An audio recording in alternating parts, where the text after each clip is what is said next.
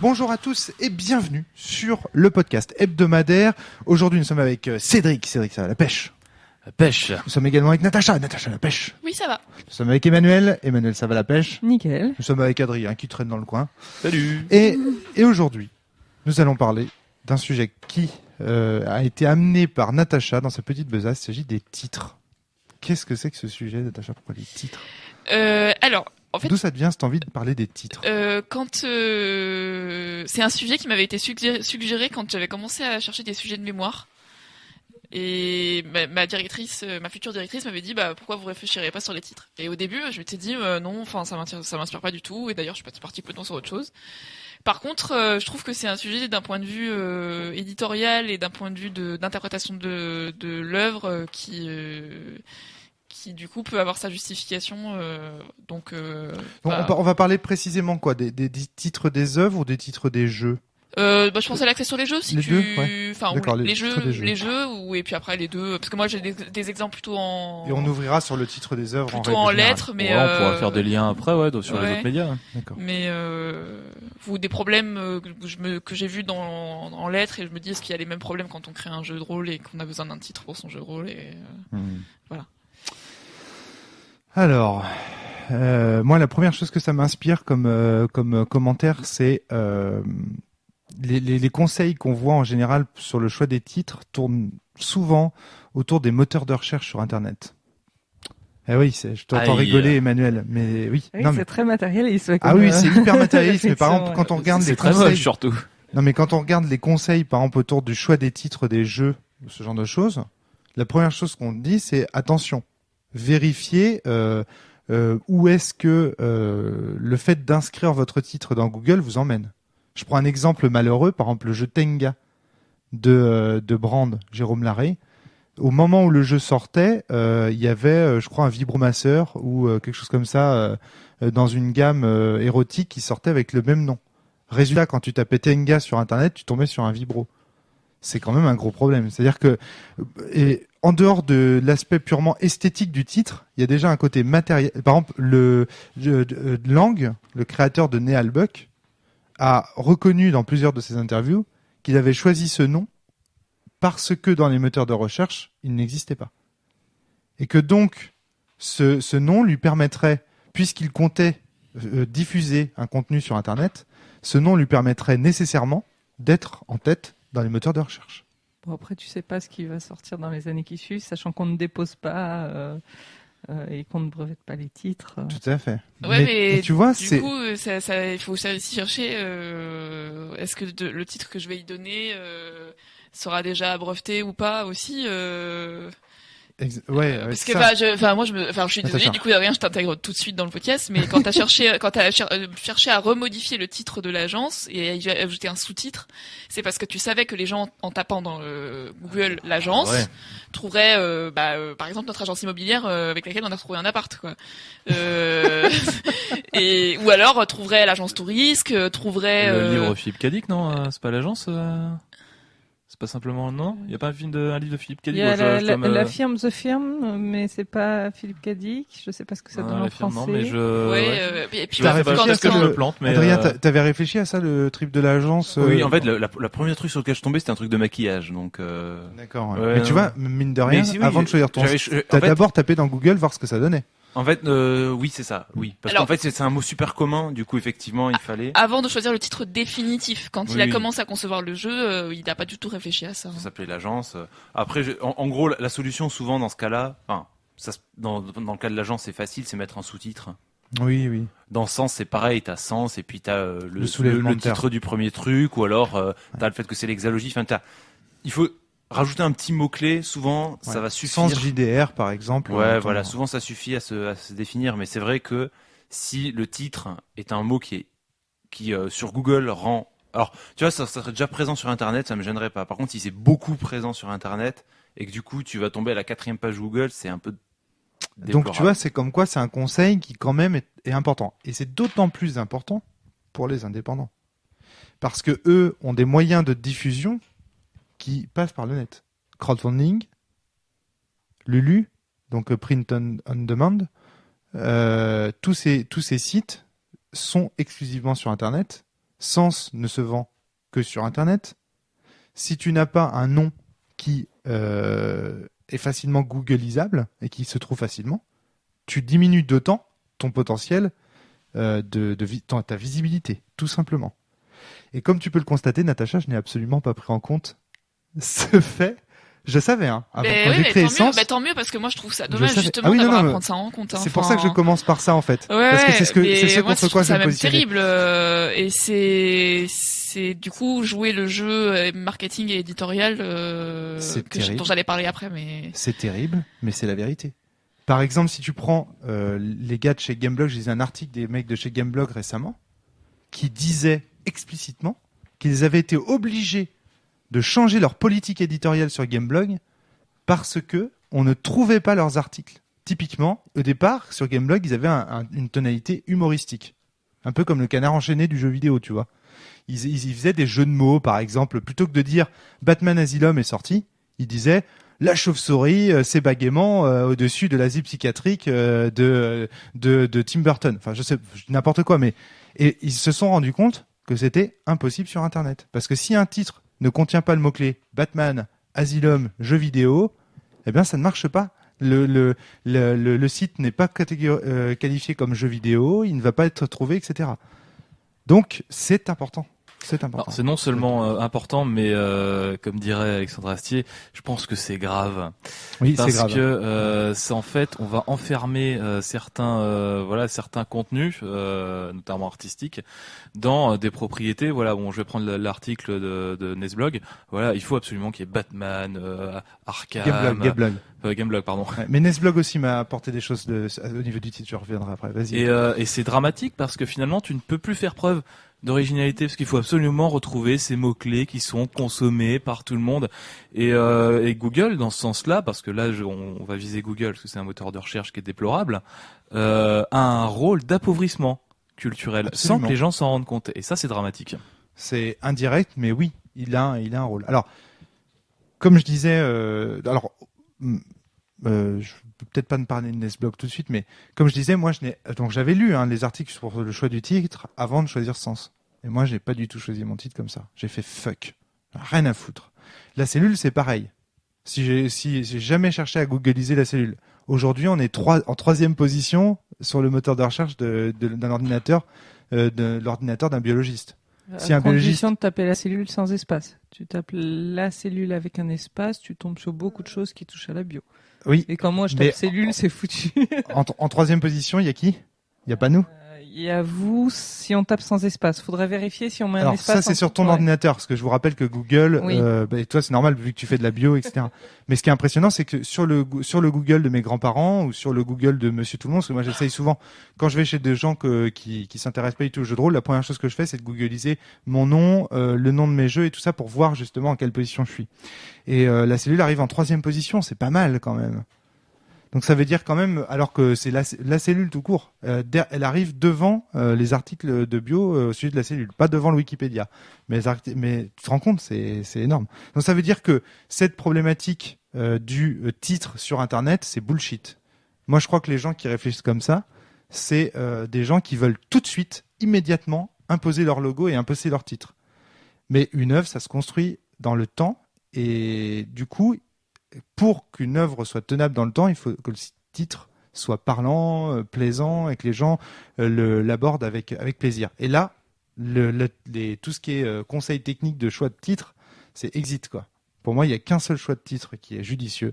Enfin, il n'y a qu'une seule raison de choisir un titre, c'est qu'il nous plaise, qu'il nous parle, qu'il soit évocateur pour nous, et qu'il imprime déjà la couleur. C'est une porte d'entrée, quoi. Alors oui, du coup, ça va, de toute façon, ça va donner ouvrir sur deux questions, voire trois. Quelle est l'interprétation que donne un titre quand c'est simplement ça qu'on a sous les yeux et qu'on ouvre une œuvre. Ensuite, c'était sur les conseils pour donner un titre. Ça a débouché sur les problématiques éditoriales et de marketing. Et après, moi, j'allais te poser la question de pourquoi ce deux sens, quoi.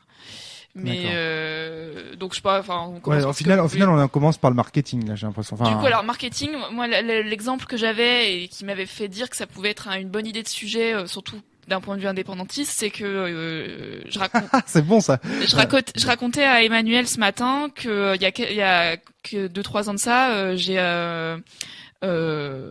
écouté en table ronde à un colloque une auteure de littérature jeunesse qui s'appelle Florence Tinard, qui a publié un livre qui s'appelle Mesdemoiselles de la vengeance, et qui expliquait donc que elle avait la chance de très bien s'entendre avec son éditeur et qu'elle pouvait tout à fait discuter des choix éditoriaux et des modifications éventuelles apportées à son livre, mais sur ce roman-là en particulier, Mesdemoiselles de la vengeance, elle avait eu un problème sur le titre parce que à la base elle voulait l'appeler Les 4 dettes du Commodore, et l'éditeur lui avait dit non, pas question, parce que c'est pas, ça sonne pas bien, c'est pas euphonique. Ouais. Et elle disait à la table ronde, finalement, je suis pas contente du tout du titre qui a été employé et j'aurais dû ne rien lâcher là-dessus. Et du coup, je me disais, un des intérêts du coup d'être auteur indépendant, c'est que t'as pas ce genre de discussion-là. Non, exactement. Enfin, si tu l'as, mais tu débats avec toi-même. Cédric. C'est marrant, je vais faire une rapide digression, mais ça me rappelle Cyrano de Bergerac, qui disait, enfin c'est même repris dans la pièce d'Edmond Rostand, qui disait qu'il ne faudrait pas changer une virgule à sa pièce, sinon il ne la publierait jamais. Ouais, c'est-à-dire qu'en fait, ici donc la virgule chez Cyrano de Bergerac, comme le titre, ça fait partie intégrante. Si tu touches le titre, tu touches mon œuvre. Ce n'est plus la même œuvre. Tout à fait. Le premier scandale éditorial qu'on a pu entendre à ce sujet, moi je me souviens en cours de français qu'on avait abordé, c'était les Fleurs du Mal de Baudelaire. Baudelaire au départ voulait l'appeler Les Putes, tout simplement. Et son éditeur lui a dit non, attends, non. Non, on va l'appeler Les Fleurs du Mal plutôt, c'est plus... Attends, laisse-moi réfléchir, non. Les putes.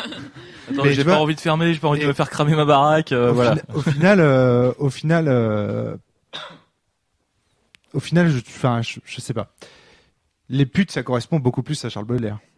Je trouve que le titre, est-ce que c'est beaucoup plus provocateur et tout d'aller mettre de la poésie aussi sublime et aussi belle sous un titre Les putes, ça correspond beaucoup plus à son attitude de dandy et ça aurait été trop bien que ce livre s'appelle Les putes, quoi. Et ça correspond à une idée chez Baudelaire qui est géniale. C'est une idée qui était révolutionnaire au 19e, à savoir que le beau n'existe pas, que c'est une histoire de sublime.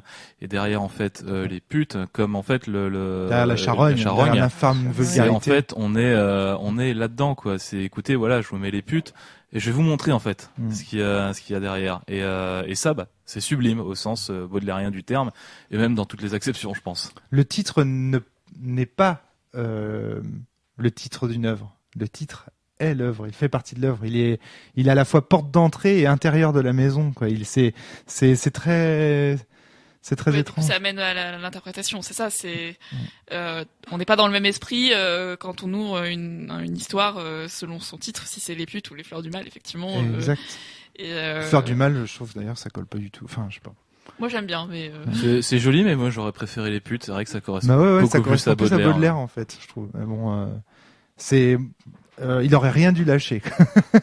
En même temps, je pense que difficile aussi. Le contexte n'est pas le même. Il a été hein. condamné, alors imagine.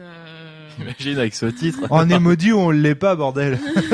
Alors la question toujours, c'est est-ce qu'on lui a imposé Les Fleurs du Mal ou est-ce qu'on lui a demandé de choisir un autre titre et qu'il s'est arrêté sur Les Fleurs du Mal? Ce qui, pour moi, n'est pas tout à fait la même chose. Il me semble que c'est ça l'histoire, je crois. On lui a proposé Les Fleurs du Mal et il a quand même validé le... La question derrière aussi, c'est finalement, est-ce qu'il y a qu'un seul titre possible pour une œuvre? Parce que moi, je balance toujours entre plusieurs titres. Après, c'est possible qu'il soit aussi arrivé chez son éditeur en disant on va l'appeler Les putes juste pour faire réagir l'éditeur et qu'il avait déjà l'autre titre en tête. Hein. Enfin, en tout cas, c'est le genre de blague que j'aurais pu faire moi, donc je l'imagine très bien le faire. Oui, hein. oui, c'est Et clair. monsieur, comment voulez-vous appeler votre Les putes? Donc, du point de vue marketing, moi je pense vraiment qu'il faut pas réfléchir du point de vue marketing en fait. Ouais, mais du coup là elle passait par un éditeur et en plus un éditeur jeunesse, et dans l'édition jeunesse c'est encore plus, enfin l'aspect marketing est encore plus prégnant. Ah ouais, c'est très très dur hein, l'édition jeunesse, hein, c'est féroce. Alors par exemple tu vois l'exemple où les titres posaient problème que je citais tout à l'heure, c'est la presse. Hein. Et à ce niveau-là c'est un mauvais exemple parce que vu que le but c'est d'acquérir des informations. Tu vois, c'est pas y a pas un propos esthétique derrière les articles de Gameblog. Même si, eux ils soutiennent des propos esthétiques, chaque éditeur, chaque journaliste. Mais Ce que je veux dire, c'est que le titre n'est pas l'objet d'une œuvre, un article n'est pas une œuvre. C'est ça que je veux dire. Et donc, du coup, je suis pas d'accord. Après, pour les articles sur Internet, je sais pas à quel point le nom du titre va être important parce que tu mets beaucoup de tags qui sont pas affichés sur la page. Ils disaient que c'était capital, vraiment. Ils étaient formels là-dessus, que le titre, parce que le titre en lui-même est un tag importante. Est un tag en lui-même. Google traite en fait les gros caractères d'une façon, je pense, d'une façon différente que les petits en fait. Et après tu mets des gros tags invisibles en fond de page. Mais tu te retrouves avec un titre humoristique et tout petit et personne le voit et tu ne vois que les tags. Tu les mets en police transparente. Ah, c'est bizarre. Du coup, ça soulève une question. Alors, si le titre est si important, comment tu choisis tes titres de podcast, par exemple? Ah tiens, c'est bien ça. Eh bien, exactement comme les conseils de Gameblog. Alors là, par contre, totalement marketing. Regarde par exemple les différents podcasts. Regardez les différents podcasts chez vous, chers auditeurs, si vous êtes devant votre PC. Vous verrez, c'est toujours le truc. Dans le jeu de rôle, j'essaye toujours de faire apparaître le mot jeu de rôle de façon à ce que le moteur de recherche. Et puis la vision de Sébastien Sellerin, par exemple. Quand il y a quelqu'un, le non-vendeur du podcast, c'est-à-dire que je mets Sébastien Sellerin, Mathieu Gaborit par Mathieu Gaborit, deux fois le mot, enfin Mathieu Gaborit par Mathieu, c'était le truc, tu vois. Je mets toujours le truc vendeur, toujours. Mon titre sur la cellule est toujours vendeur et toujours Google. C'est toujours pensé Google. C'est pas. D'accord. C'est pas et du coup. Ceci dit, je t'ai vu à plusieurs reprises mettre un titre à la fin après une petite hésitation, ce qui me laissait penser que tu réfléchissais le titre aussi par rapport à ce qui venait d'être dit. Donc tu prends pas non plus la liberté à la fin du podcast. Ouais. Généralement, j'ai pas l'impression que tu aies choisi le titre. Avant. Surtout pour après, c'est vrai que quand tu cites un auteur, ça limite les choix de possibilités. Généralement, je change un peu la nature du titre lorsqu'il y a eu une grosse digression dedans qui nous a fait parler d'autre chose. Du coup, je mets machin et machin, alors qu'à la base, c'était juste machin, tu vois, qui était prévu. Mais machin et bidule. Mais bon, c'est pas changer le titre, tu vois, c'est l'adapter. Mais en tout cas, une chose est sûre, je n'ai pas un propos d'œuvre d'art. Voilà, c'est ça. Je prétends pas que ces podcasts sont de l'art. La conversation en elle-même est certes très intéressante, etc. Mais ce n'est pas une œuvre, tu vois. Je vais pas aller mettre les podcasts de la cellule dans un musée. Peut-être qu'un jour ils feront l'objet d'une étude par rapport à Sens, tout ça. Ça, j'en sais rien. Après tout, il y a peut-être des gens qui s'y intéresseront d'une autre manière. Mais en tout cas, moi, ce n'est pas la visée que je leur donne. Donc, je m'interroge sur le titre de façon purement accessibilité, marketing, mais aussi fidélité au contenu. C'est-à-dire que j'essaye toujours d'allier les deux. Accessibilité Google, mais aussi fidélité au contenu. Il faut que le titre corresponde à ce qui se passe à l'intérieur du podcast. Et je crois qu'en plus, dans la ligne éditoriale... Excuse-moi, vous voulez intervenir? D'accord, non, vas-y, continue. C'était juste une petite digression par rapport à la littérature, donc vas-y. Je crois qu'en plus, dans ce qui rentrait en compte, c'est pour ça que je parlais des 4 dettes du Commodore tout à l'heure, c'est en plus de l'aspect... on va chercher... c'est ce qu'on va chercher en priorité dans un moteur de recherche, ou qu'on va demander en priorité par thème. Là, il y avait vraiment un caractère sonore. À quel point ça coule joliment à l'oreille. Et les 4 dettes du Commodore, ce que l'éditeur aimait pas, c'est que c'est difficile à dire. Il faut articuler. mais ça, c'est toujours en marketing en fait. En fait. Oui, moi, c'est ça. Crois, c'était aussi pour. Moi, je crois que c'est toujours marketing. Ouais. Moi, par exemple, j'aime beaucoup les titres courts. Alors, c'est parce que je trouve ça plus joli. J'aime bien les trucs cinglants. Tu vois, le Val, c'est 3 lettres, quoi. Enfin, 5 lettres. 100, c'est 4 lettres, tu vois. Ton côté bélier, ça. Moi, j'aime bien que ça coule et que ce soit... À l'inverse, un titre excessivement long, je trouve, peut revêtir une poésie qui est incroyable. Enfin, bon, les androïdes, les moutons électriques. Oui. Mais on n'est même plus sur du titre, on est sur de la phrase, presque. D'accord. Souvent. Donc... J'irai cracher sur vos tombes. Sur vos tombes. Ouais. Donc là, pour le coup, on est sur un titre qui est presque plus une présentation. On est sur un titre qui est presque une œuvre à part entière. J'ai l'impression avec ce genre de truc. Ouais. Mais on n'est plus sur la même intention.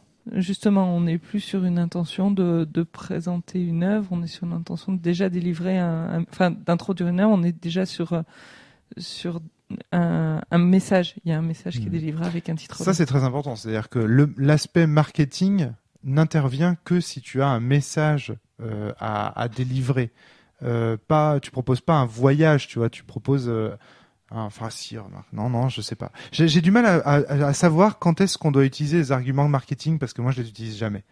Je trouve, si, là, par exemple, pour le podcast de la cellule, je l'utilise parce que voilà, c'est des choses qu'on propose sur Internet. Mais non, mais sans souci. Enfin bref, je sais pas En pourquoi fait, j'utilise. j'ai l'impression que vous voulez parler d'arguments marketing alors qu'en fait, quand tu choisis un titre, dans tous les cas, tu dois faire écho à ton œuvre, enfin, d'une façon ou d'une autre. Rien. Et du coup, ça a forcément un aspect marketing dans le sens où il faut que que les mots du titre donnent un aperçu de ce qu'il va y avoir derrière, un minimum. Un aperçu ou un anti-aperçu, parce qu'il y a aussi l'effet. Oui, bien sûr, mais Ça crée un contrat social ou un anti-contrat social. Oui, tout à C'est-à-dire que l'éducation sentimentale de Flaubert, par exemple, c'est une anti-éducation sentimentale. Tout C'est à une fait. éducation sentimentale, il va rien se passer. Donc titre quelqu'un peut être qui lirait ironique. ça comme quelque chose de bien sûr, très, mais il faut quand même, de très sentiment, enfin de très. il faut quand même qu'il t'emmène à avoir une idée de ce que tu vas avoir dans les mains. Par exemple, je sais pas, quand tu vois le titre Le cas de Dino Buzzati, enfin, tu sais que tu vas voir un truc bizarre et très court. Enfin, voilà, il y a pas besoin d'y passer par 4 chemins, quoi. Ça va être des nouvelles. Alors attention parce que le Cas- cas, Sandrine? Ah, ça sent le beat, ça, je crois. le cas, c'est une traduction et Alors, c'est pas je sais c'est pas la quel lettre titre K c'est en italien. Je sais pas Par ce que c'est en contre, italien. j'ai Mais en France, une en collègue français. d'italien qui m'expliquait que c'est extrêmement bien traduit parce que la lettre K n'existe pas en italien. Et en italien, je crois que c'est un mot qui n'existe pas non plus pour désigner. D'accord. Enfin bon, tout ça pour dire Et que le mot est plus long. tu peux pas faire enfin, ton choix marketing du mot, tu vas pas non plus pouvoir faire des trucs hyper racoleurs parce que faut pas que ça ait aucun rapport avec ton bouquin sinon ou ton jeu ou que sais-je. Enfin, Ouais, c'est vrai. Ouais. tu vas pas appeler un truc le livre de la mort qui tue. Alors, enfin, Bah, tu vois, tu peux pas appeler un livre, ouais. Enfin, Par exemple, Grosse chatte poilue et Petit nichon, alors que ça parle de science-fiction et de robots et de machines à l'intérieur, parce que c'est totalement, enfin, tu vois, alors c'est ça que tu veux dire. ça pourrait si le bouquin en question est hyper décalé et vulgaire, même s'il traite pas exactement Oui, de cette comme les vulgarité-là, putes, l'exemple de Voilà, les c'est putes ça, de Charles c'est ça. Baudelaire. Mais il faut quand même que le titre fasse écho à ce que t'as. Donc le choix marketing, ça va être, en fait, c'est un choix. Ça veut dire, j'ai plusieurs idées et ça peut être, celle-là sonne mieux ou alors celle-là, effectivement, elle donne mieux sur Google. Mais ça va pas être un. Le titre est à la croisée des chemins entre plusieurs critères. C'est ça que tu veux dire, C'est en ça, fait. ouais. Et qu'au final, Et on le peut choix pas marketing, totalement le choix aller vers marketing, un choix. c'est un petit poids pour dans l'hésitation entre plusieurs. Cédric. Ouais, en fait, là, c'est marrant parce qu'on sent quand même les indépendants, dans la mesure où Les indépendantistes, les disait, indépendantistes. J'ai beaucoup aimé la formule. Ça vous a fait rire, moi, j'ai la langue qui a fourché. Désolée. J'avais pas compris. Je me disais, mais pourquoi ils rigolent tous? J'aime bien. Et Natacha, Ouais, c'est ça. généraliste, tu nous écoutes. Et Natacha soulevait un problème qui était intéressant tout à l'heure par rapport au poids de l'édition. C'est-à-dire que voilà, certains d'entre vous sont leurs propres éditeurs, donc ce qui apporte, comment dire, une liberté énorme. Mais je vais prendre un exemple que j'ai étudié cette année avec beaucoup de plaisir, c'est l'exemple de Dostoïevski. Pour ceux qui ont lu Dostoïevski, c'est une plume puissante, acérée, c'est Surtout bon. ne spoil pas, ça fait partie des rares classiques dont je ne connais pas la fin encore. Ah bon bah très bien. Donc je vais spoiler la fin. Donc non mais c'est une plume puissante, acérée, c'est ça qu'il faut voir chez Dostoïevski. Et puis j'ai étudié ses correspondances parce que mon séminaire portait là-dessus sur les correspondances. J'ai choisi Dostoïevski, ses correspondances avec Katkov, qui était son éditeur, enfin l'éditeur principal, on va dire. C'est le mec qui a fait Crime et Châtiment, Les Possédés, avec Frère Karamazov, bref toutes les œuvres majeures. Enfin, les plus connus, pardon. Oui, les plus connus, ouais. Les plus connus. Très Et du coup, c'est amusant parce que dans les correspondances, on sent un asservissement quasi total de Dostoïevski à l'éditeur. C'est-à-dire qu'on va discuter du fond du livre, mais également du titre. C'est-à-dire que Dostoïevski n'est plus la plume puissante et acérée, mais un petit toutou qui vient réclamer son pognon, parce que c'était un mec qui était toujours à la dèche, c'est extraordinaire. Du coup, il va réclamer auprès de l'éditeur. Et l'éditeur, du coup, a une influence terrible. Et l'exemple le plus probant, à mon sens, c'est le livre qu'on connaît sous le nom des Possédés. Les Possédés, qui est une œuvre géniale, à l'origine ne devait pas s'appeler Les Possédés. Et d'ailleurs, on le retrouve dans certaines traductions comme étant les démons. Or, si on analyse sémantiquement les deux, vous avez donc les démons, les possédés, même thématique. Mais les démons, vous avez quelque chose d'acteur. Les démons sont ceux qui vont corrompre. Les possédés sont ceux qui subissent l'action. Et c'est Katkov qui a décidé de transformer les démons en possédés. Et ça, du coup, c'est gênant parce que du coup, toute l'œuvre peut s'en trouver bouleversée. Heureusement, elle nous est arrivée jusqu'à maintenant, mais rien que pour ça, ça aurait pu, ça se trouve, les démons cramés, quoi. Là, c'est un exemple où le titre change tout, quoi, l'orientation du livre.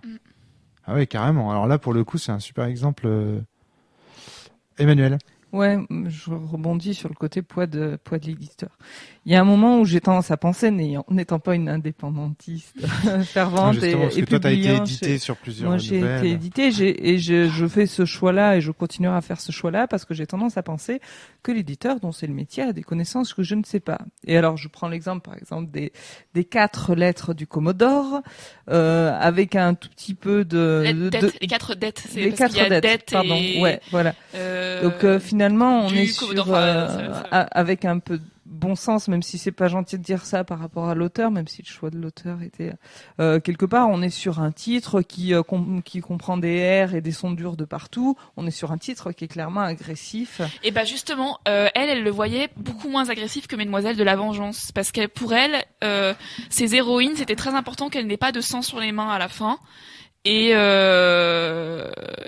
que du coup, dans l'idée de vengeance, il y avait quand même une idée de violence en fait. Mais là, on est sur la sémantique, on n'est plus sur le... Alors ouais, là, je suis désolée, je vais sortir la slameuse qui est en moi, mais effectivement, on a clairement une dichotomie entre le sens et puis la formulation. Mais finalement, pour moi, les 4 dettes du Commodore, on est sur quelque chose qui est beaucoup plus agressif. Oui, c'est des sonorités qui sont très dures. C'est des sonorités qui sont très très dures. On est d'accord, mais en même temps, elle avait aussi. Alors en fait, elle a aussi toute une justification qui est sa grosse inspiration pour ce roman-là, et que je reciterai pas parce que je me souviens plus de. Oui, ça s'inspire d'un livre qui s'appelle, je crois, en anglais, Not a Penny More, Not a Penny Less, et où il y a 4 personnes qui vont reprendre exactement un voleur, ou la somme qu'il leur a prise. Mais je sais plus si c'est exactement ça le pitch ou pas, et c'est pour ça que je l'ai pas cité, c'est parce que je savais pas exactement. Donc mais du coup tu me pousses à le faire, et en fait pour elle, ça s'inspirait vraiment de ce bouquin, et le titre, Les 4 dettes du Commodore, permettait de faire référence explicite une référence explicite à ce livre-là. Moi, je voudrais juste, moi, je pense avoir une réponse définitive à apporter à ce débat. Je tranche. Non, mais vraiment, c'est-à-dire que pour moi, le titre d'une œuvre, il est éternel. Mais tous les avis qu'on a sur la beauté du cas, ou d'Internet, ça, c'est éphémère. Ça passera. Internet, ça passera. Aujourd'hui, on est dans le truc du langage SMS. Tout le monde parle en langage SMS. Et du coup, les jeux de rôle, par exemple, qui ont des noms longs, se retrouvent, par exemple, abrégés par des, comment ça s'appelle, DITV, par exemple, pour Dogs in the Vineyard, des sigles ou des anagrammes, des acronymes, merci. Des acronymes, voilà, c'est ça que je voulais dire. Des acronymes. Parce qu'aujourd'hui, on est à l'ère du Fast and Furious. Il faut que ça aille vite. Il faut que, voilà, Final Fantasy VII, c'est trop long. FF7. Voilà, vous vous rendez compte, le Trône de Fer, ça devient trop long, le Seigneur des Anneaux, ça devient trop long. Horrible. League of Legends, ça devient un LOL. Enfin, c'est absurde. Alors là, aujourd'hui, vraiment. Alors que le sens, le Val, voilà. C'est court déjà. Bah oui. Efficace. Tu mettras jamais LV pour parler du Val. Tu mettras jamais S pour parler de sens. Enfin, peut-être, t'es Adrien, voilà, mais bon. Mais ça, c'est contingent, j'ai envie de dire. C'est contingent à notre société actuelle. Demain, ça peut changer. Le coup du cas, là, qui fait lettre agressive. Vous dites ça parce que vous êtes française. Oui, moi ça. Attends, non, mais attends, tu auras remarqué que moi je n'ai pas. Non, mais c'est contingent. Mais je suis pas forcément d'accord. C'est comme dire que son se symbolise forcément les serpents. Bah non, non. Non, voilà, tout à fait. Non, ça peut symboliser la succion. Ça peut symboliser il peut y avoir des trucs plus doux, oui, mais n'empêche que le chuchotement. Oui, bien sûr, ouais, non, mais c'est ça. Enfin, moi, j'adhère pas forcément à cette. Pour moi, il faut qu'il y ait un contexte pour pouvoir interpréter une sonorité. Moi, je crois qu'on a toujours tort de choisir en fonction d'un contexte, alors, pas marketing, mais un contexte. Comment dire, social donné, tu vois. Et l'éditeur, il me semble, Emmanuel, c'est ça que je voulais te dire, l'éditeur, il choisit par rapport à une clientèle donnée qui est la sienne. par rapport à une ligne éditoriale qui est la sienne et par rapport à un monde donné qui est le sien et avec les chiffres qu'il a et les retours qu'il a. Donc tu dis, il est compétent. Oui, il est compétent pour parler à certains types de populations, celle qui est son. Mais tu vois, il n'est pas compétent de toute éternité pour dire quel est le titre le mieux adapté à ta nouvelle. Non, mais Le seul qui soit l'éditeur, il compétent, en a c'est vu toi. passer 150 des bouquins dans le dernier mois. Oui, mais il avec te connaît des pas il te toi, connaît pas et toi. il n'a pas Non, participé à non, l'écriture. d'accord, mais il a lu le livre et on peut pas nier que l'éditeur, il a une expérience. Il en lit tous les mois, il en lit une centaine de Bah, bouquins alors, je avec lis des pas titres. une centaine de bouquins Il tous a les du mois, recul. loin de là, mais j'estime en avoir lu quand même pas mal. Et Là, on est sur le débat. Le titre le titre doit-il être choisi par l'éditeur ou par l'auteur? Et moi, Là, ça, c'est essentiellement. on est sur le rôle de l'éditeur on est sur un autre débat qui est le rôle de l'éditeur. Non, pas spécialement. Non, pas spécialement. Ça pourrait faire l'objet d'un podcast. Non, mais la question, on fait un tour de table. Le titre, à votre avis, doit-il être choisi par l'auteur ou l'éditeur? Natacha, t'en penses quoi? par l'auteur. Pourquoi? Parce que, enfin, Voilà, je c'est pense ça. que c'est au moment Sans avant, rentrer dans le débat, Emmanuel, sans rentrer dans le débat. Et après, tu redonneras tes arguments à toi. au moment où c'est difficile. J'ai peur d'être contradictoire avec ce que je pense dans certains autres débats, mais j'ai l'impression que c'est le seul à connaître tous les tenants et aboutissants. Ça y est, c'est le seul à connaître la genèse de l'œuvre. Du coup, c'est le seul à pouvoir justifier complètement son titre. Alors moi, je suis 100% d'accord avec Natacha. J'ai rien d'autre à ajouter. Adrien. Moi, je dis que la question est stérile, en fait. Parce qu'au final, c'est un contrat passé entre un auteur et un éditeur. Si l'éditeur ne signe pas, si l'auteur n'est pas d'accord avec le titre que propose l'éditeur, ben l'œuvre ne sort pas chez cet éditeur. Du coup, oui, ok, l'auteur a gardé le titre, mais le livre est pas sorti chez l'éditeur. Non, attends. La question, c'est qui est le mieux placé pour choisir le titre d'un ouvrage? Celui qui le lit et celui qui le diffuse ou celui qui l'écrit? Et là, du coup, ça se désamorce ton histoire de contrat. Ben, non, parce qu'à nouveau, On peut l'auteur formuler la question de façon à ce que l'auteur- la question se désamorce pas. Ben non, parce qu'en fait, un livre, ce n'est pas que une œuvre d'art, contrairement à ce que tu peux penser. Parce que si c'était qu'une œuvre Ouais. d'art, il faudrait pas le vendre. Il serait diffusé gratuitement. C'est n'importe quoi, ça. Alors, c'est quoi une œuvre d'art pure? C'est quoi une œuvre d'art pure? C'est C'est art pur et chevalier de la table ronde.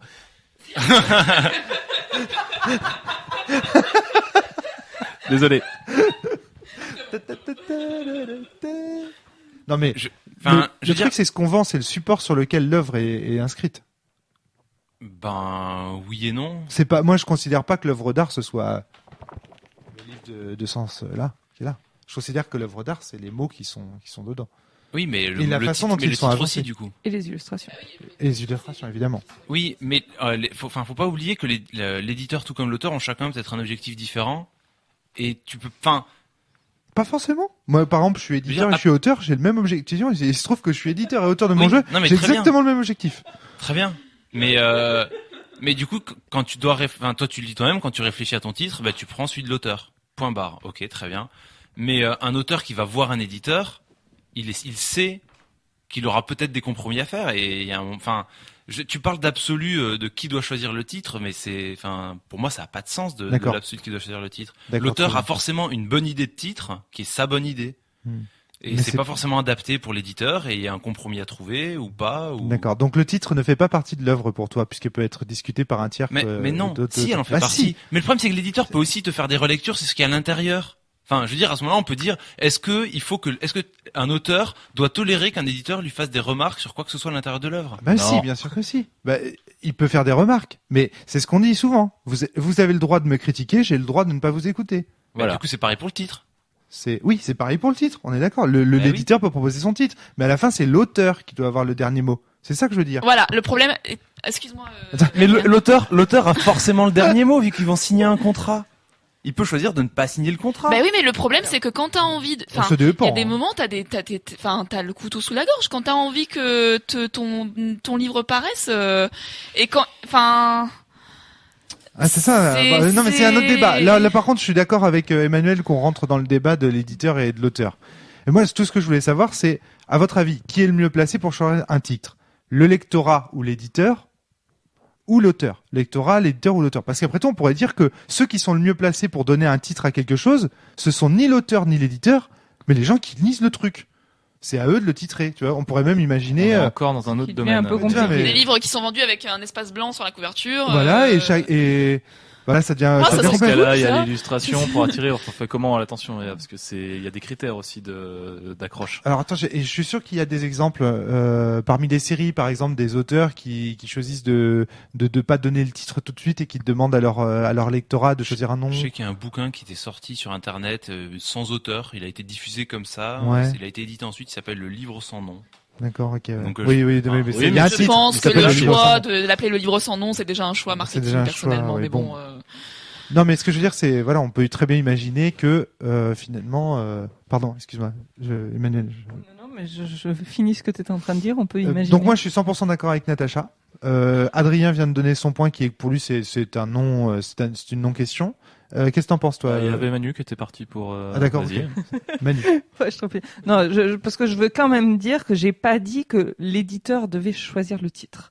Pour moi, l'éditeur est par contre en mesure de dire quand un titre n'est pas une bonne idée.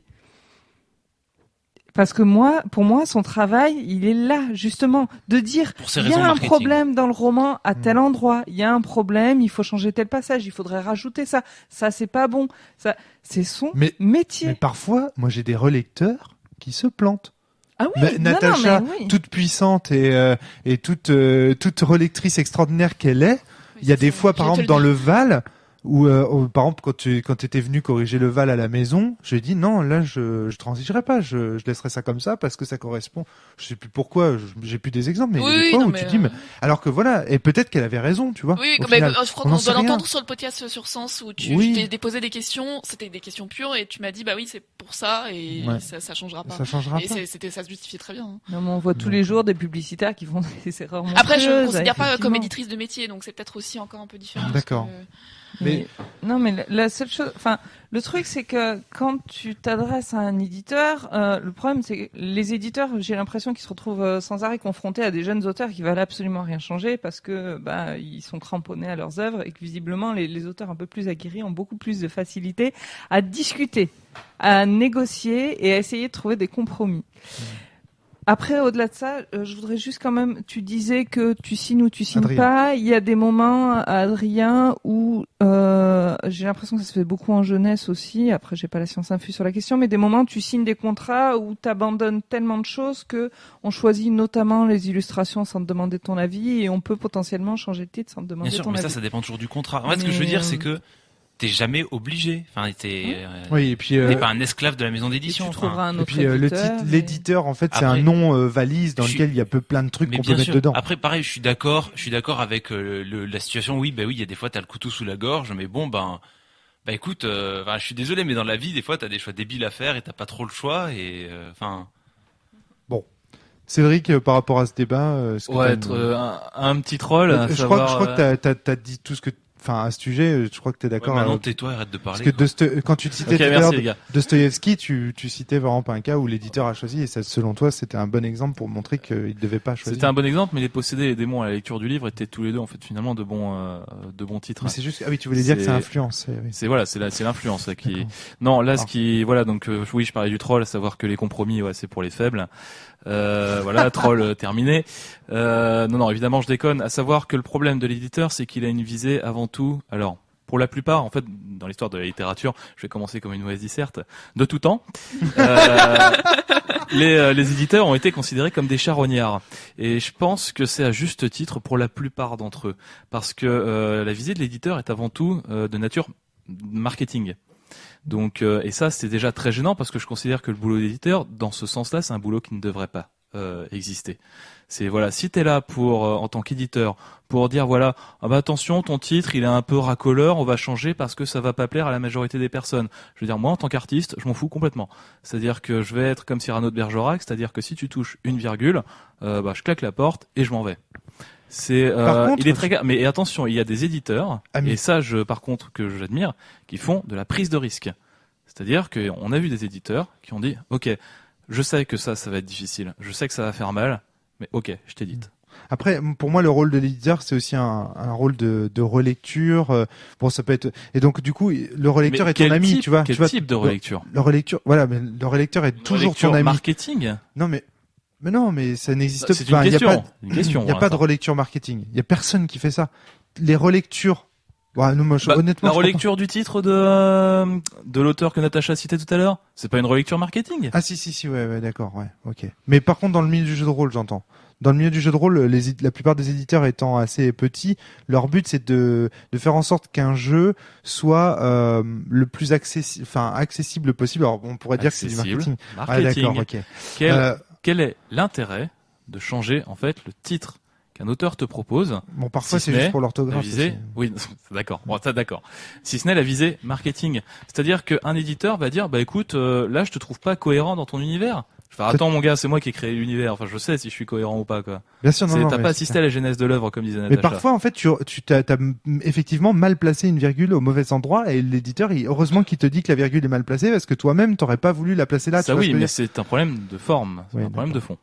Toi, tu vas me tirer une saloperie, tu vois, derrière. Si jamais le sous-titre de Sens Cosmos c'est Sens ma bite, je pense qu'on va s'opposer fortement à ça et alors M apostrophe H A etc. Bien sûr, évidemment. Non mais voilà, on va s'opposer fermement à ça et Bah oui, mais on a que notre travail de relecteur c'est marketing là, parce que mais quelque part, on n'aurait pas le droit de s'opposer à ça. Si Rome estime que c'est le meilleur sous-titre, qui on est pour juger de la cohérence de l'œuvre? Il vient à nous en tant que relecteur, on a le droit de s'opposer, lui dire non, ça je suis pas d'accord. Il faudra discuter c'est et lui en tant qu'éditeur l'auteur sera positionné dans une situation où il devra justifier son titre, tu vois. Pour se justifier à lui-même en Non, fait non, au final. Mais c'est ça, hein, enfin. Non, pas se justifier. Ouais, mais justifier son titre, je trouve ça déjà pas terrible. Non, mais Manu s'est déjà cogné au plafond 3 fois, donc je vais laisser parler. Bah, pour justifier un titre, il faut que ce soit même vraiment très long, hein, parce que sinon, si justifier juste une ligne, ça sert à rien en général. Sur le fond comme sur la forme, un auteur, il peut se planter aussi. Alors attends, vous allez marquer ça d'une pierre blanche parce que je suis la première à idéaliser, à totalement déifier les gens qui créent et les auteurs en particulier. Mais quelque part, l'auteur, il peut sur un roman de 500 pages, à un moment se planter, avoir une incohérence, avoir un truc qui est pas clair au regard de tous les autres et que lui et sa famille, ses copains qui l'auront pas lu. D'où le travail de relecteur. D'où le travail de relecteur, bien sûr. Mais l'éditeur, c'est un relecteur que s'il a une professionnel. justification pour ça, s'il a une justification pour cette erreur, si l'auteur a une justification pour cette erreur et qu'en fait c'était une erreur volontaire, l'éditeur n'a pas à lui dire non, tu ne changes pas. Voilà, Alors, c'est exactement ça. J'ai tendance à avoir du mal à penser qu'un auteur puisse se tromper sur son titre, quoi. T'imagines Oui, l'auteur, non, c'est vrai. il arrive avec son truc, il y a une faute d'orthographe, j'ai pris- sans écrit S-A-N-S. Ah bah, et J'ai pourquoi pris le pas? mauvais fichier Word. Non, ça peut vraiment. arriver, ça peut arriver le Ça mauvais peut fichier arriver, mais Word. bon, ou- quand même, quoi. Non mais, alors, c'est un accident, mais ça peut arriver. Oh, la Mais patate, à nouveau, donc pour répondre à Non, mais Emmanuel, il y a des auteurs qui n'ont pas une oreille musicale et qui vont proposer des titres qui sont moches. Mais Ou voilà. juste Non, mais- peut-être parce qu'il aura pas pensé à un meilleur titre et que C'est vrai. l'éditeur va faire un Non, mais- merde, Marcel quoi. Proust. Mais dans ce cas-là, ou alors, non, des cas plus fréquents. Alors, Alors, Proust, Pardon, tu vas me faire le plaisir c'est de changer juste- ton nom juste parce que rapide Proust, pour répondre à Manu, si tu ne réfléchis pas à ton titre, ça veut dire que ce n'est pas cohérent avec ton univers. Et dans ce cas-là, oui, ta réplique est pertinente. Si l'auteur n'a pas réfléchi à son titre, mais ça veut dire qu'il n'a pas, Putain, franchement, quel il n'est pas auteur en ne réfléchit adéquation pas à son avec titre? son univers. Ça faut- Du coup, ça peut amener une autre question. Ah. Comment on trouve son titre? Qu'est-ce Voilà. qui amène à trouver son titre? Mais là, je pense qu'on c'est C'est bien, on plutôt une avance. table ronde, à faire en table ronde parce que je pense que tout le monde a une méthode On peut différente. peut-être tourner. Comment est-ce que toi t'as choisi le On titre tourne, de tes attends, on nouvelles tourne. Je tiens quand même à signaler que je suis frustrée de ne pas avoir la possibilité de répondre. Non, Ah, mais vas-y, pardon, non, mais tu vas répondre à cette- vas-y, et finis, puis, Non, mais quelque part, c'est pas ça la question. C'est que il y a un moment où l'auteur il va faire un choix et que si l'éditeur il considère que c'est pas un bon choix, il y a peut-être d'autres gens qui vont considérer que c'est pas un bon choix et qu'effectivement, même si l'auteur lui il a pas la sensation de s'être trompé, même si ses copains et sa famille qui ont relu gentiment ont pas l'impression qu'il s'est trompé, c'est pas pour ça que l'éditeur et derrière une certaine proportion des lecteurs vont pas trouver qu'il s'est planté. Et l'éditeur, il est là pour se mettre à la place d'un maximum de lecteurs pour avoir quelque chose qui finalement va Ouais, c'est paraître ça, cohérent. Alors après, on peut appeler ça du marketing, mais on peut aussi essayer d'appeler ça rendre le meilleur d'un ouvrage. Mais bon, après- après, tant pis pour ces gens-là. Ils ont qu'à pas lire le livre. Mais du coup, bon, Ouais, l'éditeur, mais il va c'est dire, dommage, bah non, ils rendre passeront le à meilleur côté d'un d'un ouvrage. bouquin fabuleux Donc, parce que le marketing. titre est mal choisi. Moi, je passe à côté des tas de bouquins de fabuleux parce que je trouve que la couverture est moche. Et voilà. Mais enfin, C'est de toute dommage, façon, c'est ça, con. quand tu vas voir un éditeur, l'éditeur, lui, va défendre peut-être la qualité de l'écriture d'un côté, mais n'empêche que c'est un éditeur qui a besoin de que ce soit un minimum rentable ou pas trop risqué. Donc forcément, il a la double casquette et c'est ça qui est gênant. Il y a un moment. Non, en où- dehors de ça, je crois qu'Emmanuel, ce qu'elle veut dire, c'est que l'éditeur rend un service aux auteurs dans la mesure où il rend l'œuvre meilleure que si l'auteur seul y avait réfléchi. C'est-à-dire, mais ça, moi, j'y crois pas. Non. du Alors tout. en fait, Romaric, ça, c'est parce que toi, tu fais appel à nous comme relecteurs. Un auteur qui n'a pas de relecteur parce que soit il n'a pas envie de le faire relire à des gens qu'il connaît parce qu'il n'a pas envie de leur regard, ou enfin pour des raisons X ou Y, et qui n'a que l'éditeur en tant que relecteur, à ce moment-là, l'avis de l'éditeur est essentiel parce que sinon, c'est comme si toi tu faisais tes sens sans que jamais personne les relise derrière et que tu les sortais tout d'un coup. Bien sûr, ce serait horrible. Mais voilà. le relecteur, pour moi, c'est la seule chose que la relecture, c'est la seule chose que l'éditeur-auteur, que l'indépendant ne peut pas faire tout seul. S'il a forcément besoin du recul et qu'il peut pas, on n'a pas soi-même le recul à soi-même, Bien sûr. c'est impossible. Donc là, du coup, c'est le seul truc que je dois et les illustrations, ce que je sais pas faire. Je sais pas faire, honnêtement, voilà. Mais c'est d'abord je sais pas faire, et deux, Valérie Netavong, putain, waouh quoi. Enfin, c'est-à-dire que Mais ce tu- serait Oui, pas lui. il a Eh, un petit ce coup serait- de patte. Ce serait pas lui, il y aurait pas d'illustration à l'intérieur. D'ailleurs, dans la première version de Sens, il y avait pas d'illustration, ça me gênait pas. Mais quand j'ai vu les dessins que faisait Valère à ce sujet de Sens, j'ai fait. Alors c'est vrai, c'est nous éloigne Mais du du coup, titre. tu vois, ce C'est que vrai. je veux dire, c'est que Sens, tu nous aurais fait relire au tout début. Bah, quand on l'aurait relu, on aurait relu le titre aussi. Oui, bien Et si sûr. on avait trouvé que c'était complètement pas adapté ou autre, on te l'aurait dit. Enfin, J'aimerais je veux dire- vraiment si possible, que cette conversation s'arrête sur les éditeurs. Ouais, parce qu'on que se c'est vraiment une recentre sur, digression. ouais. Ouais. On va se ressentir. Puis en plus, Pardon. honnêtement, Oh, c'est pas un de souci, débat. au contraire, Honnêtement, c'est intéressant. honnêtement, c'est un débat. Non, il est pas stérile. Mais il faudrait le faire avec d'autres personnes autour de cette table. Je pense notamment à Sébastien Cédrin, qui aurait des avis assez similaires à ceux, je pense, qu'Emmanuel défend, et qui aurait encore d'autres choses à ajouter. Je pense que on aura cette conversation et cette discussion à l'intérieur de tous les podcasts de la cellule. On aura le temps encore d'y revenir, etc. Aujourd'hui, essayons de nous concentrer sur le titre. Et du coup, passons à la question de Natacha, qui vient de poser son crayon à papier brillamment sur son cahier. Pardon. C'est Désolée pour les oreilles. donc c'était comment chacun d'entre nous autour de cette table, pour les projets qui sont les nôtres, on a choisi nos titres. Emmanuel. Alors, moi, déjà, la première chose, c'est que je vais essayer de trouver un titre qui sonne bien. C'est Donc, c'est le très son, quoi. con, mais pour moi, c'est Qui sonne bien, c'est c'est le celui alors qui te plaît alors, du qui point de me vue sonore. plaît À à toi. l'oreille À et toi. qui à moi. Bon, généralement, je demande l'avis parce que j'ai mes lecteurs privilégiés. Mais alors, quand je dis qu'il me plaît à l'oreille, ça veut dire aussi qu'il va induire un sentiment. J'ai presque envie de dire qu'il émet un mantis D'accord, ouais. qui correspond au contenu du texte. D'accord. À quel stade de la création? À la fin. Au début, voilà, c'est ça. C'est À la Ah, fin. très intéressant ça. Quand Alors- est-ce que le titre apparaît? À la fin ou au début de la création? Je reprécise. Moi, je suis auteur de nouvelles. Bon, les romans, j'en parle pas pour le moment, mais je suis auteur de nouvelles, donc un contenu d'une trentaine, une quinzaine ou une trentaine de milliers de signes. Je suis aussi auteur de textes plus courts qui font 3 minutes et qui sont destinés à être dits à l'oral. Sur slam. les nouvelles, le slam. Sur les nouvelles, c'est toujours à la fin qu'il intervient mon titre. Sur le slam, il arrive que les textes naissent d'un titre, c'est-à-dire d'une phrase en particulier. Et donc, dans ce cas-là, le titre, il est évident. Par contre, quand ces textes de 3 minutes, ils naissent pas d'un titre, mais qui naissent d'une idée, je ne donne jamais de titre. Parce que le message est contenu dans le texte, qui est suffisamment bref pour que ce soit un message à lui tout seul, et que rajouter un titre, pour moi, ce serait pas cohérent. D'accord. Parce que ce serait rajouter un autre message sur quelque chose qu'on n'a pas besoin. Et j'ai C'est comme si sur un CD du Requiem de Mozart, avant que d'entendre la musique, il y avait une voix qui disait Requiem de Mozart. d'ailleurs souvent en C'est musique, là-dedans, c'est les absurde. différents mouvements d'une œuvre ont pas de titre de chapitre. Voilà. Ou finalement. alors avant la chanson d'un artiste, à chaque fois l'artiste d'abord il commençait par dire non, là on a la chanson directe et le titre est sur la boîte de CD, comme le code de codec qui permet d'appeler le. Désolé pour cette discrétion Metal Gear.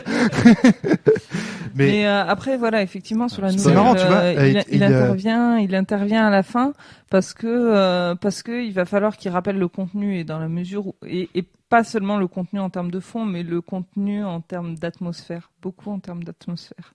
Je dis Mais pas c'est que j'y marrant, arrive c'est, toujours. Hein, En fonction mais- de l'œuvre aussi, tu choisis quand tu mets ton titre au début ou à la fin de l'œuvre et tu choisis s'il y en aura ou s'il y en aura pas. Ouais.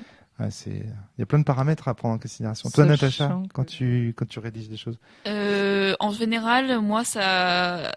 Alors, j'aime pas faire ça, mais ça s'impose à moi et ça s'impose en début de création. C'est une phrase ou une expression où je me dis putain, c'est ça quoi. Et j'arrive plus à penser à autre chose que cette phrase-là D'accord. comme titre. Toi, c'est toujours au début, jamais à la fin. J'essaye de me dire, en commençant à écrire, j'essaye de me dire, bon allez, cette fois-ci, t'essayes quand même d'avoir quelque chose d'abouti avant de penser un titre. Et ça, au bout de quelques jets d'idées, quelques pages, voilà, ça s'impose à moi. Parce qu'en fait, en général, ça vient aussi de mes inspirations. C'est mes sources. Je viens de faire un jet d'idées. Ouais, manifestement, il est poiré. Ça vient de mes sources d'inspiration parce que il y a une phrase d'un roman que j'ai lu qui m'a inspiré ce titre-là et voilà. Enfin. D'accord. Et au niveau esthétique, les sonorités, tout ça, tu es sensible J'y aussi? pense, mais c'est moins, j'y suis peut-être moins sensible. Et puis ça dépend du support aussi. Ça fait très longtemps que j'ai pas écrit de texte en vers, mais quand j'écrivais des textes en vers, j'y faisais attention. Par contre, pour ce que je fais plus maintenant, qui est plutôt en prose, j'y suis moins sensible. Que le sens et que l'atmosphère que ça va rendre et que ça va, enfin, l'interprétation que ça va donner de mon livre. D'accord. Adrien. Moi, ça commence toujours par une idée, ensuite un titre ou ne serait-ce qu'un mot pour nommer mon fichier Word ou autre, qui sera sans doute amené à devenir le titre ou à évoluer un petit peu. Il y a toujours un nom de projet, puis C'est ça. L'agence, c'était ça au début. C'était un truc d'agence secret. L'agence, ça va bien pour le nommer au début, et puis ça reste. Ça reste. Et puis pour les quelques nouvelles que j'écris, c'est pareil en fait. En général, j'ai une idée de ce que je veux faire. J'ai la structure qui vient, et à partir du moment où j'ai la structure, j'ai le titre qui en découle logiquement. D'accord. Et j'écris après. Et les sonorités rentrent en ligne de compte? Ça peut arriver, ça peut plus être de l'ordre du jeu de mots que de la sonorité, mais... D'accord, ouais. Cédric? C'est un peu compliqué parce qu'en fait j'ai deux projets en cours, un qui est titanesque et qui n'est que que dans ma tête, mais dont le titre est tout trouvé. Et en fait c'est un mélange, si tu veux, de C'est souvent des jeux de mots aussi, toi. J'ai noté ça. T'aimes bien les? Oui, Ouais. j'adore jouer avec les mots. Les mots qui ont des sens de la polysémie. Voilà, en fait c'est ça. Du coup, putain, qu'est-ce que je suis pas original. Et du coup, donc j'ai trouvé un titre qui justement était polysémique. Et en fait, je me suis rendu compte, ce titre, au fur et à mesure que je mûris mon œuvre, qu'elle correspond tellement bien, que tous les sens, que toutes les acceptions en fait du terme correspondent génialement au truc, quoi, que je ne pourrais pas changer de titre. C'est-à-dire que le jour où j'irai voir l'éditeur, enfin, je sais pas comment ça se passera, mais c'est s'il change le titre, je lui colle une bang et puis je claque la porte, quoi. Ouais. Ce sera impossible. Mm. Le deuxième, c'est le problème, c'est Saint Seiya, parce que je suis en train de travailler sur le système, sur un système de jeu de rôle pour Saint Seiya. Donc pour le titre, la question ne se pose pas, parce que oui, non, c'est vrai. problème de droit, tout ça, je serai dans la merde. Donc voilà, il y aura pas de, Mais il y aura si- pas de débat sur le titre. La question se pose, justement, pour des questions de droit, tu as les droits du... Ah non, j'aurai pas, et ce sera un truc C'est un amateur, un fanzine. truc. Tu peux tout à fait. À partir du moment où tu gagnes pas d'argent avec, D'accord, tu peux ok, non, mais l'éditer en d'accord, c'est fanzine. pour un projet amateur. C'est oui, c'est un projet tout à fait D'accord, amateur. ok, non, Donc, bien c'est sûr. un véritable projet professionnel. Enfin voilà, c'est. D'accord, d'accord. Non, Donc mais là, du coup, le titre- c'était une vraie question, hein, parce que tu peux avoir un projet de jeu qui fasse du Saint Seiya, Ah oui, oui. et que du coup, il faut un titre Ouais. qui l'exprime sans que ce soit le même. Ouais, Enfin, ouais, voilà. Ouais, mais là, du coup, ça perdrait, enfin, Chevalier ce serait pas stellaire. tout à fait cohérent. Ouais, voilà. je pourrais pas faire un truc comme ça. Donc là, la question ne se pose pas. Pour l'instant, la question à laquelle je suis confronté immédiatement, c'est les titres de scénar. Parce que j'en ponds quand même pas mal. Et les titres de scénar sont pour moi ultra importants. Ils apparaissent, en fait, les titres de scénar apparaissent toujours. Dans mes scénars, que ce soit au début ou que ce soit à la fin. Ah, c'est Donc, vrai. Oui, parce moi, que- quand je crée mes propres épreuves pour Sens, je pense toujours à l'épreuve. Ne serait-ce que parce que j'ai besoin d'un objet pour le mail que j'ai envoyé à mes joueurs. Ouais, d'accord. Et du coup, c'est vrai que bon là, je m'inspire. C'est vrai que je fais beaucoup de Sens en ce moment. Je fais un petit peu de Cthulhu. Je m'inspire de l'univers de Sens, c'est-à-dire que par exemple, mes titres de Sens sont très, sont à la première personne. D'accord. C'est voilà, je vais pas faire de spoil, mais ça rappellera Oui, bien sûr, voilà, bien sûr, bien sûr. le propos à du jeu. Et généralement, les citations sont des détournements de citations déjà connues, ou au moins une petite référence, un hommage, un truc. Mais il y a toujours le propos de Sens qui est respecté. Pas trop parler du propos de Sens parce que comme ce podcast peut éventuellement être écouté par parce que c'est pas un podcast sur Sens donc Oui, voilà, c'est ça. pour Non, ça mais que- c'est pour ça que D'accord. voilà, pas de spoil. Pour Cthulhu, c'est pareil. J'essaye de respecter le propos de Cthulhu, c'est-à-dire que je trouve des titres Alors déjà le scénar est là-dedans, enfin dans la tête à 90%. Puis tu rajoutes cyclopéen ou Totten Witch derrière. C'est pas très loin. Monumental, cyclopéen, c'est quoi? Fauteuil cyclopéen. Le fauteuil cyclopéen, voilà, très bien, un très bon titre. Le fauteuil cyclopéen. D'une autre dimension, hors des temps. Enfin voilà, il y a plein de. Ouais, voilà, c'est bon, évidemment, c'est bon, c'est Sans pas nom. aussi caricatural, parce qu'on essaye de faire des Cthulhu un minimum, enfin des scénars un minimum intelligents. C'est-à-dire aller un petit peu plus loin que le porte, le donjon, la porte, le trésor, tout ça, quoi. L'enquête de base. Voilà, on Toi, tu essaye d'aller un exploites à petit fond peu plus loin. le propos de Lovecraft, qui est que justement C'est la ça. position de l'homme par La rapport à position de l'homme, l'univers. le ridicule insecte parmi ces monstruosités autour. J'essaye de respecter en fait ce propos, mais le titre vient après, généralement la construction du scénar. Même si je rajoute 2-3 idées après, mais ça vient. D'accord. Ouais. Le titre vient après. D'accord. Bah alors moi, donc pour Sens, le titre est venu de la polysémie du mot. Ce serait vraiment l'interpréter a posteriori que de dire que j'ai fait ce titre de façon réfléchie et intelligente. Je crois pas. À la base, le trip, c'est que l'idée du jeu m'est venue en discutant avec un aveugle des sensations qu'il ressentait au sujet des couleurs. Un aveugle de naissance qui me dit, mais justement, je dis, mais comment vous interprétez quand je dis la pomme est bleue, comment vous interprétez ce truc? Et qui me répond, je vois Déjà, il te répond que si la pomme est bleue, t'as fumé un sacré pet. Non mais tu vois, enfin, il me dit que c'est que ça lui, il éprouve la sensation quand on entend bleu, il sent l'eau couler sur sa peau, etc. Je me suis dit, tiens, ça pourrait être marrant de jouer un jeu dans lequel on joue des créatures qui ont des sens différents des nôtres. À partir de là, le mot est tout trouvé, je disais, c'est sens. Et puis après, il y a toute la polysémie du mot qui se greffe là-dessus. Et au final, je me trouve assez proche de Cédric dans ce qu'il décrivait. C'est-à-dire qu'il y a un moment donné où le titre construit l'œuvre en même temps que l'œuvre construit le titre. Il y a sans arrêt un aller-retour. Puis des fois, il y a des petits coups de bol, quoi. Des petits coups de bol, voilà, exactement, quoi. Les coups de bol, il se trouve que dans français, sens et sens. Enfin, tu vois, le sens de la signification du monde et l'interprétation qui donne du sens aux choses et les sensations ont le même nom. C'est extraordinaire. C'est un titre heureux et chanceux. Emmanuel, tu voulais intervenir, puis Natacha. Ouais, moi j'ai une question par rapport aux sous-titres. Parce que par exemple, j'ai C'était Sens néant sous les yeux et je sais plus comment c'est pour mort, mais donc Sens néant, c'est Sens néant Settantra. Tout à fait. Sauf que Settantra n'apparaît ni sur la tranche, ni sur la première ou la quatrième de couverture. Il apparaît même pas sur la première page où il y a les gardes, les remerciements, machin. Tout à fait. Il apparaît seulement sur la première page de texte, tout en haut, avec Sens néant Settantra. Ouais. Et moi, je m'interroge un peu. Alors finalement, pourquoi mettre un sous-titre puisqu'il apparaît pas au début? Et en quoi est-ce qu'il est important quand même? Tu juges qu'il est important parce que tous les sens ont des sous-titres? Putain, j'ai jamais réfléchi à ça. Oui, mais c'était la question. Ça rejoint ma question parce que j'allais dire comme pourquoi le soulèvement de la Terre, pourquoi le clair de lune et pourquoi. Alors, il y a plusieurs. C'est de quoi, Adrien? Tu disais quoi?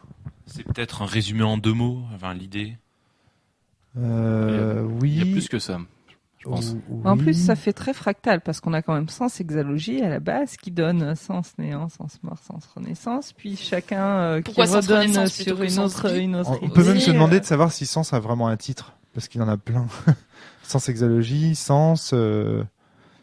Ouais, je sais pas. Alors, ce qui est sûr, c'est que pourquoi est-ce que je les ai appelés différemment, c'est parce que je voulais que dans Sens Renaissance, quand je fais l'énumération des sens qui vont venir, le maître de jeu ait un aperçu du fait que chaque titre correspond à une planète.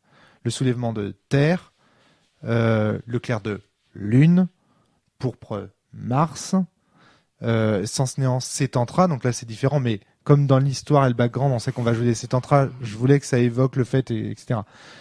En fait, moi, j'ai jamais considéré que ces titres en étaient. J'ai toujours considéré ça comme des sous-titres destinés aux meneurs à voir tu vois, c'est le nom, mais je sais pas, c'est comme le nom d'un chapitre, ce serait le nom du chapitre de l'exalogie.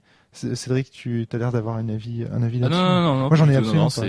non, je dis toujours de faire attention aux spoilers, c'est tout. Voilà. Mais tu vois, c'est l'idée que oui, pardon, excuse-moi. Oui, c'est vrai que maintenant, mais c'est vrai que maintenant... même là, mes joueurs peuvent l'écouter du coup, mais. Ah ouais. Bah non, ouais, en fait, ils c'est n'ont pas commencé problématique, néant, donc. Et j'ai dit quelque chose de Bah mal. c'est Tantra. Ah oui, d'accord. Ouais. Et c'est voilà. Mais c'est pas grave. Enfin. Merde. Bah ça, enfin oui, de toute façon, bon, qui c'est ne pas- sait pas. Oui, on je crois commence que- en je crois néant, qu'en que plus- tu vas pas finir sur Mars. Oui, parce après, qu'en plus, enfin. quand tu regardes les trucs du grog et tout ça, il y a déjà des. Enfin, je crois que les gens, ils savent bien pourquoi ils s'engagent à peu près maintenant. Depuis la sortie de Néant, il y a plein de les joueurs qui sont vraiment spoilés là-dessus. Ils savent qu'à un moment donné, il va y avoir du game change, que ça. Les rares sont ceux qui sont pas. Bon, bref, oublions ça. En tout cas, j'en ai aucune idée. Aucune idée. Tout ça pour ça. Ben, bien merci Monsieur Briand d'être venu aujourd'hui. Ah, mais vraiment. Je crois que vous n'avez plus participé au podcast. C'est-à-dire autant Et pour alors, sens, autant tu- pour sens. Alors sens néant, sens vie, sens mort, tout ça c'est évident. Enfin c'est, tu vois, Oui, c'est pas sens vie, hein, c'est sens renaissance. Sens renaissance, C'est oui. la question que j'allais te poser ensuite, Ah. mais je crois que je connais la réponse. Tu connais la réponse. Ouais. Hein. C'est parce que évidemment, Sens Renaissance est une refonte d'un autre jeu qui s'appelait Sens tout court. Et donc à la base, Oui, j'avais créé Sens, qui était un jeu dans lequel on jouait des créatures extraterrestres qui possèdent des sens différents de ceux des humains. Et puis lorsque je suis arrivé à Rennes, j'avais laissé tomber Sens parce que voilà, on avait arrêté la table tout ça. Et je me suis dit allez, tiens, je vais refaire une version de ce jeu. Mais en plus sombre, en plus dark, dans un univers plus post-apo et tout. Je vais refaire la même chose, mais dans un autre univers, où je vais garder certains personnages, par exemple le personnage de Solipsis, etc. Et du coup, je l'ai appelé Sens Renaissance à la base, parce que c'était une refonte d'un jeu qui existait déjà. Et là, en plus, il y a un jeu sur la sonorité. Est-ce que c'est Alors non, pas du tout, parce qu'à la base, Ah oui, c'était c'était Sens Rebirth. Rebirth, oui. Ouais, Sens effectivement, Rebirth, c'est ouais, ça. tout C'est à un fait. coup de bol du coup. Ouais, absolument. Sens Renaissance, c'est là pour le coup, c'est un coup de bol. Mais tous les gens qui font de la création, que ce soit au niveau de l'illustration, au niveau de l'écriture, savent que, enfin, c'est du bol. Il y a beaucoup de bol dans les trucs, dans les astuces, dans les choses que les gens après vont relever, vont dire ah ça c'est génial. Une fois sur deux, l'auteur il peut dire ouais c'est génial, mais c'est pas moi qui ai fait. Hein. C'est un gros coup de bol. L'exemple typique là-dessus, c'est le Val. Moi, Sur le je podcast du Val, je ne cesse de dire ce jeu n'est pas de moi. C'était un gros coup de moule. Ouais, mais il y a aussi la cohérence de l'univers qui fait que quoi. C'est après les pontes de la psychanalyse pourront te dire que inconsciemment. Oui, tu mais vas moi créer c'est ma le truc, théorie. hein. Hein. Je suis Oui, désolée, oui. mais Il n'y a pas de Mais hasard. c'est pas pour moi, c'est pas entièrement faux ça. Hein. C'est pas. Mais pour revenir à cette idée de titre, c'est que voilà, c'est la polysémie du mot évidemment qui inspire en premier, et le côté court. Moi j'aime beaucoup les titres courts et les titres qui évocateurs. Sens, je trouve que ça évoque la philosophie, ça évoque le voyage, ça évoque l'expérience. Ça évoque une ville dans le centre. Voilà, c'est alors, vrai. par contre, oui, oui, non, mais c'est clair. oui, moi j'attends Mais- la partie de sens à sens hein, quand même. Mais... C'est clair. Non mais de toute façon voilà, c'est pour te dire que là du coup les arguments marketing n'ont absolument pas pesé dans le choix de ce mot. J'ai pas choisi parce que ça allait être facile sur Google de rechercher parce que Sens. Ah ouais, c'est la pour merde. le coup, tu tapes Sens sur internet, tu tombes pas sur le jeu de rôle, clairement pas. Hein. Tu tombes sur Par contre, tu d'autres tombes exalogie, t'es peinard. Hein. Ouais, oui, là, par contre, c'est sûr. Et pour le Val, comme Adrien, au départ, le jeu ne s'appelait pas le Val, s'appelait La Vallée. Et ouais, voilà, tu vois, Adrien rigole. C'est en référence à Mano, c'est ça. Voilà, je m'en Moi, doutais. mais moi je trouve que c'est plus joli. Mais... Et en fait, parce que à la base, bon voilà, c'était. Mais en fait, à partir du moment où le jeu a été créé, on s'est aperçu rapidement que le canon esthétique de La Vallée ne collait pas. Parce Oui, que non, mais c'est vrai. En fait, ma deuxième réflexion, quand tu m'as dit la vallée, j'ai dit, ah, c'est plus joli. Et puis, le en fait, en Val. réfléchissant, effectivement, le Val, quoi. Non, le Val est mieux parce que plus chevaleresque. Le Val, ça évoque forcément la forêt de Brocéliande. Le Val sans retour, Ouais. etc. Je trouve ça un peu plus sombre aussi. Oui. Le titre est plus sombre. Exactement, moi aussi. Pourquoi ? Parce que ça fait référence au poème Le Dormeur du Val. Et le Val a forcément un côté. En fait, le Val a un côté épreuve, un côté l'endroit dont on ne reviendra pas. C'est le Val quelque part est une impasse, alors que la vallée c'est un endroit où un fleuve traverse. Enfin, il y a un côté. C'est plus ouvert, oui, effectivement. Ouais, c'est un c'est espace ouvert, une vallée. Un Ouais, val, puis il y c'est a- plutôt il y a un côté espace petit peu encastré, ouais. féerique, tout ça, la vallée fleurie, c'est chouette, les oiseaux dans les arbres. D'ailleurs, les versants, finalement, ça rappelle plus un val qu'une vallée. Oui. Les oui. versants d'une vallée, c'est Ouais. déjà plus la vallée. Le Val, c'est aussi un peu plus intimiste, ça fait plus petit. Le Val est plus poétique et donc correspond davantage au canon esthétique shakespearien, chevaleresque du Val. Voilà. C'est pareil, les sous-titres. Ah oui. Et surtout, et ça c'est le plus important pour le Val, je l'ai oublié l'essentiel, c'est que le Val, c'est une allégorie du monde en règle générale. Le Val, ça peut être un Val, ça peut être la France contre l'Angleterre par exemple, et la Manche être la rivière de la mort. Le Val, c'est un Et alors que la vallée, j'ai l'impression que la vallée, c'est un mot qui fixe très rapidement son lieu géographique. Alors que le val, c'est plus évanescent comme terme. Puis à mon sens, la vallée, c'est pas un lieu de confrontation non plus, en fait. Non, c'est plutôt un lieu d'entente, exactement. Ouais. Un lieu de, alors que le val. Je dis à mon sens, hein, c'est pas, voilà, ça alors marchera que pas à chaque fois, mais je trouve que, voilà. Je pense qu'avant tout, c'est le dormeur du Val et le Val sans retour et toutes les épreuves chevaleresques du mythe de la table ronde qui font que le Val a cette connotation d'épreuve, voilà. Et du coup, les sous-titres, Ouais, les sous-titres par rapport au Val. Les sous-titres en fait évoquent toujours le narrateur. C'est pour dire dans quel livre on se situe. C'est des chapitres en fait. Ce serait moins des titres que des chapitres. Le Testament de Sinlos, le livre que vous avez entre les mains, c'est le Testament de Sinlos. Voilà. Les Enfants du Soleil, évidemment, c'est les méchants. C'est voilà, ça évoque. On sait, c'est informatif en fait. Ça permet de dire ce qu'on raconte à l'intérieur du livre, quoi. C'est une sous-partie, ça ouvre. C'est une manière de dire ce qu'il y a dans la boîte, quoi. Alors après, Les Enfants du Soleil, il y a c'est un clin d'œil à une chanson de Dead Can Dance. Bon, le Testament de Sinlos, déjà, le nom de Sinlos, c'est un clin d'œil à Wittgenstein, bien sûr, et à l'absurdité. Étant donné que Sinlos, c'est l'ennemi du soleil, qui est censé être dans le Val, l'incarnation de la rationalité, de l'ordre et tout ça. Sinlos, l'absurde, en allemand, va contre l'idée de la lumière, quoi. Tu vois, l'ombre, c'est encore le combat de l'ombre contre la lumière. Et Les Enfants du Soleil, c'est en référence à la chanson de Dead Can Dance et à l'album de Dead Can Dance qui a servi à créer l'ambiance et tout, et qui s'appelle Children of the Sun. Et donc, qu'on peut entendre d'ailleurs dans l'extrait vidéo de Morgan, c'est quand il y a eu le tournoi sur Paris du Val. Morgan a fait une vidéo et la chanson qu'on entend sur cette vidéo, c'est la chanson Children of the Sun de Dead Can Dance. Donc voilà, pour l'anecdote. Est-ce que vous me permettriez une petite digression purement scientifique Je me demande si ça peut pas être intéressant d'évoquer les titres d'ouvrages scientifiques, les titres de thèse notamment.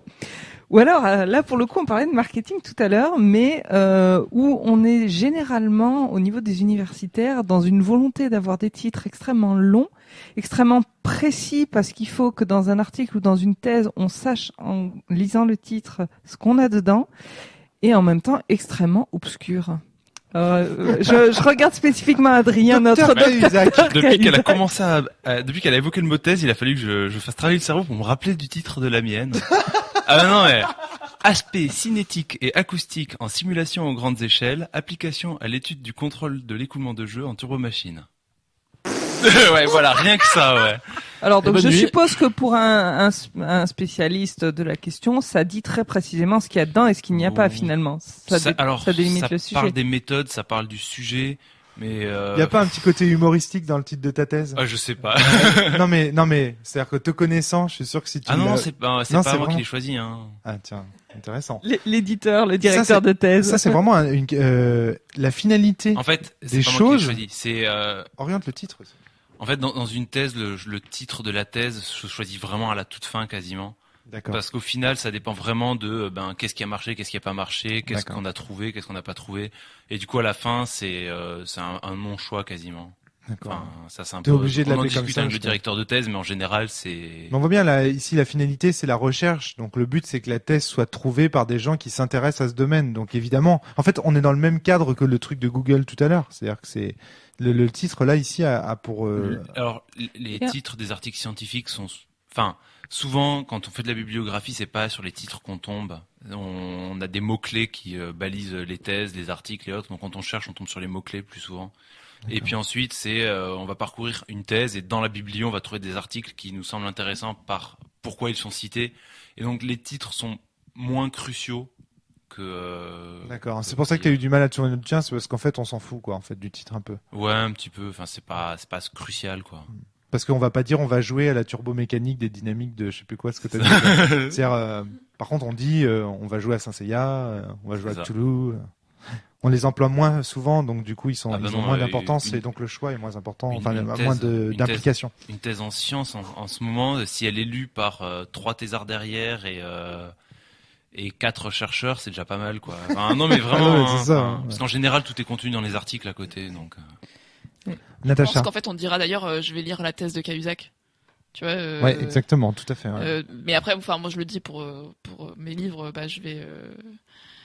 En général, j'aime bien dire, je vais aller me coucher avec Flaubert, par exemple, pour dire que je vais lire Flaubert, oui. Mais C'est beau. Coucher avec Flaubert. Mais ouais, du coup, quand le titre devient trop long ou que là, du coup, tu passes par le nom de l'auteur. Mais ça, c'est pas seulement en sciences. Après, moi, je sais que, par exemple, le choix de mon titre pour mon mémoire a été très marketing, parce que c'est ma directrice qui m'a dit, oui, donc ton titre, il est bien, parce que ça regroupe bien ton sujet, mais il faudrait quand même un truc un peu plus accrocheur. Mais je crois vraiment qu'il y a une différence entre le titre choisi pour un ouvrage à destination de recherche universitaire Oui, bien et sûr. esthétique, tu vois, ça n'a. L'autre cas dans lequel le nom de l'auteur peut apparaître, c'est lorsque le titre a plusieurs occurrences. Typiquement, on prend Polaris. Le jeu de rôle, il y a celui de Tessier et celui de Lehmann. Et donc, du coup, ça nous arrive souvent sur la cellule, par exemple, quand on parle de Polaris, de rajouter le Polaris de Ben Lehmann, tu vois, de façon à isoler. Ça, c'est vrai que ça peut arriver. Et toi, au fait? Moi, je me souviens plus de mon titre non plus. Puis alors, je pense que c'est un refus de traumatisme. Mais je me demande s'il y a pas un peu une envie de conserver ça dans un espèce d'élitisme, parce que moi, c'est très fréquent que je demande à mes copains qui bossent dans d'autres domaines, parce que bon, en bonne dilettante, j'aime bien aller voir ce que font les autres, et de leur demander un peu sur quoi sont leurs mémoires. Et en général, je demande qu'on m'envoie le machin, histoire de parcourir, au moins lire quelques passages. Et les titres sont très ronflants, alors que souvent le contenu, ou au moins toute la partie introduction, est accessible. Et c'est un peu con, parce que on se dit, on pourrait, si ça se trouve, je comprendrais des trucs dans l'introduction de ta thèse et ça pourrait être intéressant. Par contre, envoyer un titre, c'est clair que. Après, il y a aussi il y a l'intention de l'auteur, hein, tout simplement, à savoir que une thèse, c'est destiné à des mecs qui vont te juger, qui sont censés hiérarchiquement être supérieurs à toi, et j'insiste bien sur le censé.